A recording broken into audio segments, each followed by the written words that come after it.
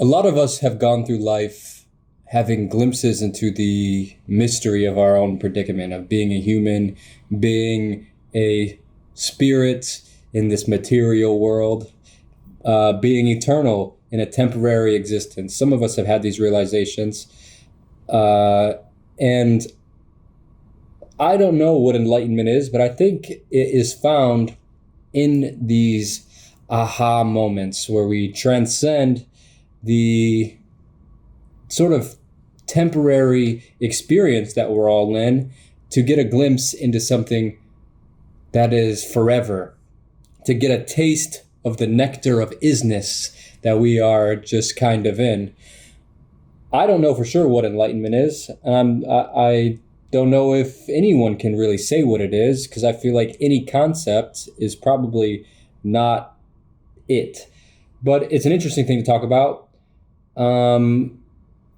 In Buddhism, you hear enlightenment being referred to as this sort of divine awakening that breaks you from the cycle of reincarnation. In Hindu philosophy and other schools of thought that stem from the Vedic societies like Buddhism, there is this idea of karma. And karma is a Sanskrit word that means action. We are lost in action, and being lost in action forces us to identify with a doer. It forces us to identify with an ego that is doing something, when maybe these aha moments, or at least one of the aha moments I've had before, is that actually nothing is happening. Or at least, not that nothing is happening, but there's not actually a person behind the wheel. They always say, like, Jesus, take the wheel. Jesus has completely taken the wheel. There's no one driving this ship that we're in. Alan Watts said something beautiful once, that he said, there's going to come a day where you realize that the blood flowing through your veins, the breath pumping your chest in and out, and the sunset and sunrise, all of this is one process happening. All of this is the same thing. It's arising mutually. It's not like your life is a happening and there's another happening out there and another happening out there, and the universe is a different happening. Actually, every motion, breath, thought, everything that you are experiencing in your life is one process with a star exploding infinite miles away. All of these things are actually interconnected. And that when the Big Bang, if that's what happened, when it exploded itself into existence, you were implied in that. And actually you are the echo of that. The Big Bang is still happening, and it's now in the current stage of, whoa, what the fuck, YouTube, Joe Biden, war in Ukraine, this and that. All of this stuff is the vibration of that karma, of that action. And they say God lost himself in action.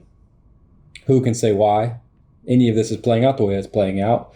But it is. And separation has emerged from unity in the universe. It's even implied in the word universe, uni. You think of like a unicycle with one wheel. This is one verse, one thing. You are not separate from the first action of the universe, or any action in the universe. You are actually that primordial energy coming on and pretending to be little old you, little old me, little old granny, little old John across the street that pisses me off. Karma is us losing ourselves in the identification of the hallucination that we are separate from all of this, and we are deepening ourselves into ego and living in what here in India they call Maya. And Maya is sort of like, it means like illusion, that we're living in an illusion. that we think that we are who we are. And this is not true. This happens through, well, obviously our natural evolutionary circumstance of needing to eat, needing to procreate, and survive. You know, you can't look at the world as being absolutely one, because you'll just walk into traffic, or you'll go try hugging porcupines. I view karma as being like a spider web, and we are constantly entangling ourselves deeper and deeper and deeper. And the deeper you are entangled in this web, then the amount of energy that's going to be pushed forward for you to work out these attachments, to work out these desires, to realize your nature. You're going to have to go through a process of elimination until you can wake up to who you actually are. And this is what is known as enlightenment, is when you break the chain of karma and you say, okay, actually, I'm not doing anything. I'm not doing anything. I am the eternal stillness in which all of this drama is happening. Because think about your own life. You're just watching your life play out, right? You are the same you behind your eyes, watching all these things change. Even your own body is changing, and you're watching it, but that part of you is not changing. The awareness is not changing. You have the same awareness you've had since you were first awoken into this world. And slowly, everything else around you is changing, decaying, growing, popping like little bubbles in and out of existence. But the awareness remains. So when you can learn to identify with that awareness, which I haven't done, so don't actually listen to anything I'm saying, it's just fun to talk about.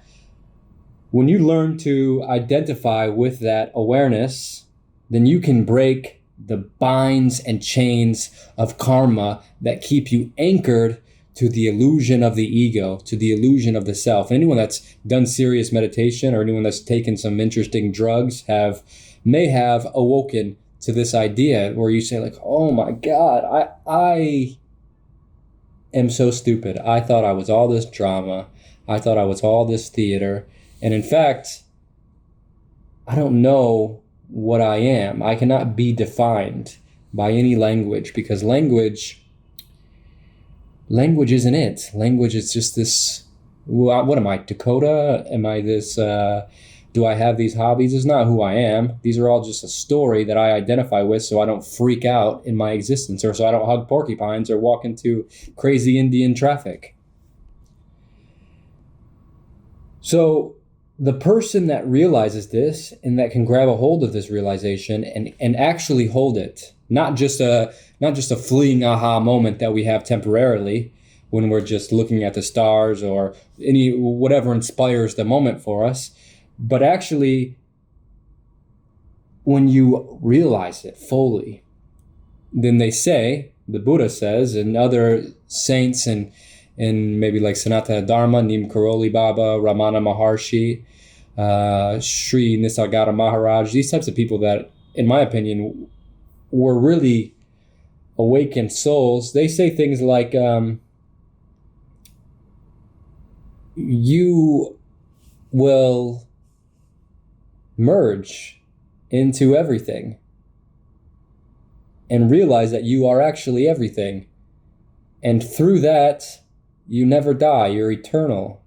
You break the binds of reincarnation and you go into that awareness. You go into the eternal, unchanging awareness that we were just talking about, and you live through that state, awakened even outside of the body. And this is my personal opinion. I think that consciousness is not a product of the brain. I think the brain is a product of consciousness in a way. I think the brain is like a radio, and these radio waves are existing everywhere. They're just sort of waiting to be realized. They're just waiting to be tuned into existence. And I think consciousness is everywhere. It's just waiting to be realized and take form in a body. It needs a brain to wake up and experience itself and to have some containment. And when you break the illusion that you are somebody doing something in life, then you break the binds of attachment that keep you from jumping to life, to life, to life, to life, to life, thinking that you are these things. Neem Karoli Baba said, if you die thinking about a mango, you'll come back as a fruit fly. And I don't know if he meant that literally, but it's just sort of like you need to fulfill your attachments. Your thoughts are a measurable frequency. And if you really examine your experience in life, we are jumping through different realms back and forth. Here in the physical world, the dream world, the deep sleep world, the daydream world, all these different arrays of consciousness that we are constantly jumping in. When we are in those, when you're in a dream, you completely surrender your authority to the dream and you say, this is real. When you're here in this world, you say, this is real. You give it complete authority. So we are easily lost in illusion. We are easily confused. We don't really know. We just, whatever we're experiencing, we take on as being real. But the Buddha would say not to get lost in that, but to remain in the stillness, remain in the primordial vibration in which these things are popping out of. There's a saying in Zen Buddhism, I think it's Zen Buddhism, that there's a saying that says, before enlightenment, chop wood, carry water. After enlightenment, chop wood and carry water. Meaning, like, you're not going to levitate. Nothing changes after you have this realization. You're still going to be in the predicament that you're in. You're still going to have to eat. You're still going to have to skin potatoes or do the dishes. But you realize that you're not doing anything. It's the sun going up, it's the sun going down. It's the planets spinning around each other. It's the blood flowing through your veins. It's the wind and trees. Nothing is happening. You're just peeling potatoes. You're not even peeling potatoes. It's just the energy of the universe playing out. So they say when you can learn to remove the ego from these situations, and it doesn't mean that you're not going to be an individual still. It just means that you're not living through that. That somewhere in you is truth, and you're experiencing that truth even when you are washing dishes. That's why Ram Dass used to say, be here now. Be here now. Be completely present. Because here, in the present, if you're constantly living in the moment, it's just this. It's just this. You're not... It's revolutionary because we constantly are thinking in terms of the past, our past story. You know, everything that's happened to us before, we say, I am who I am because of these experiences. My parents raised me this way. This trauma created this behavior within myself.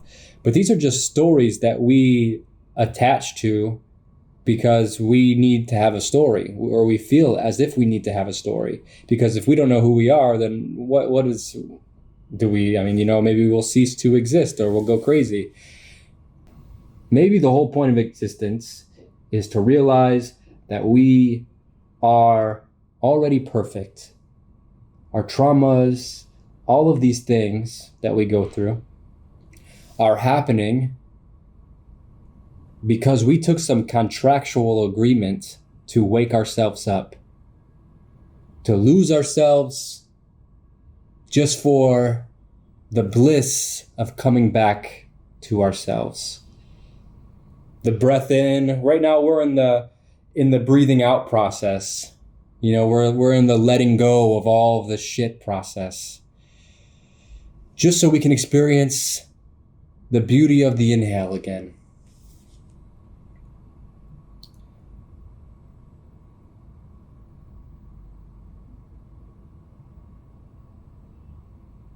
I don't know what enlightenment would look like. I don't know what enlightenment would look like, because it's so tempting to get caught. It's so tempting to get caught in the web and to just keep on being overly attached. How good does it feel to be in love with someone? How good does it feel, almost in a way, even to be crazy over love, over a passion? It's the fuel of the human spirit. But the thing is we are not the human spirit. We are the eternal spirit.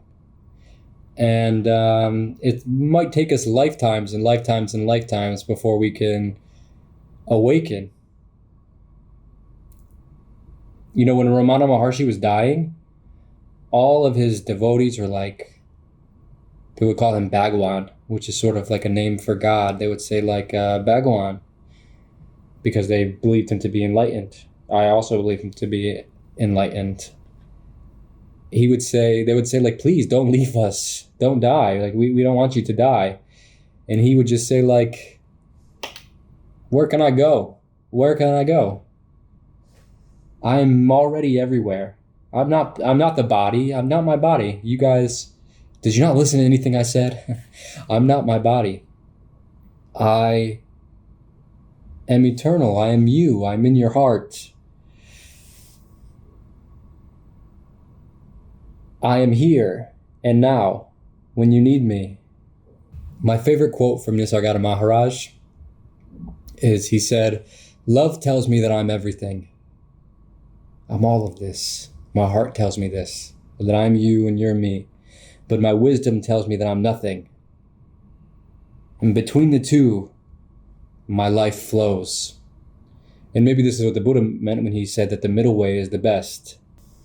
A visitor, I'm going to read this. I'm going to read something quickly. A visitor came to, one of the devotees of Ramana Maharshi went to him and said, what should one who is an absolute beginner do for spiritual realization? And Ramana Maharshi responded, the very fact that you put this question shows you know what to do. It is because you feel the want of peace that you are anxious to take some steps to secure peace. Because I have a little pain in my foot, I am applying ointment. And the visitor said, what is the method to be adopted for securing the peace?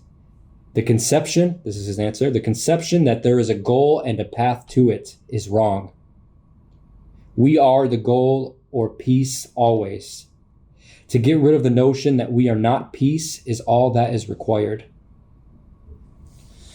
Basically that the ego is constantly trying to become something. We're looking for Zen on the top of a mountaintop. Alan Watts said the only Zen you're going to find on a mountaintop is the Zen that you brought with you. It's already in us. It's already in us. We just need to be, instead of trying to constantly become something. We already have it. And Ramana Maharshi was, a poor, naked Baba that was just sitting around a mountain for his whole life. And this person responded to him saying, all the books say that guidance of a guru is necessary. And he responded, the guru will say, and he said that the guru will say only what I'm saying now. He will not give you anything you have not already. It is impossible for anyone to get what he has not got already. Even if he gets any such thing, it will go as it came. What comes will always go. What always is will alone remains. Let come what come. Let come what comes. Let go what goes. See what's there. See what remains. Let everything go. All these conceptions we have in life, let them go. I can't do it personally. I've tried. I am trying. It is as simple as he says it is. But it's easy to get distracted. The guru cannot give you anything new which you not already have. Removal of the notion that we have not realized the self is all that is required. We are always the self, only we don't realize it. And when he speaks of the self, he once said God, guru, and self are the same thing. So you are the teaching of the guru. You are the essence of God, and you are the eternal self. Ramana Maharshi suggested as a spiritual practice to constantly inquire into the root of the thought I. Every time you have this thought, oh, I'm pissed off. Oh, I'm so starving right now. Oh, fuck, I'm late. Trace this I thought to its root. Who is this I? Are you late? No, you're not late. Are you pissed off? No, you're not pissed off, because what comes will go. Find what remains after you let everything go. So I don't know what that experience looks like. Again, he said that your duty is to be and not to be this or that. Your duty is to be, period. Not to be this or that. I am that I am sums up the whole truth. The method is summed up in the words, be still. What does stillness mean? It means destroy yourself. Because any form or shape is the cause for trouble. Give up the notion that I am so-and-so. All that is required to realize the eternal self is to be still. What can be easier than that?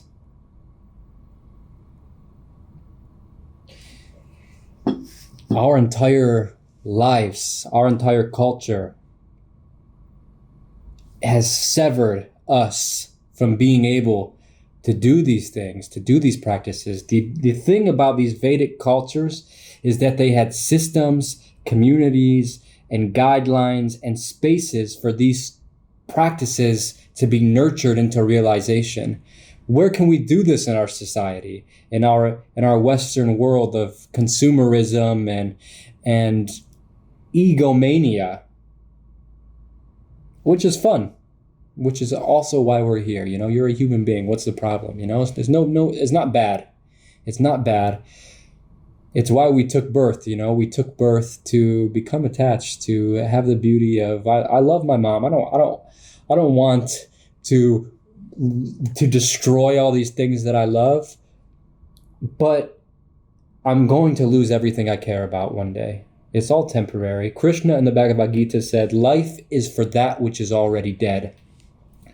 I am going to be dirt more than I'm going to be me. So, somewhere, somehow, we are enlightened already. So I don't know what it looks like. Maybe this is what it looks like. Is just simply the now. Thanks for watching.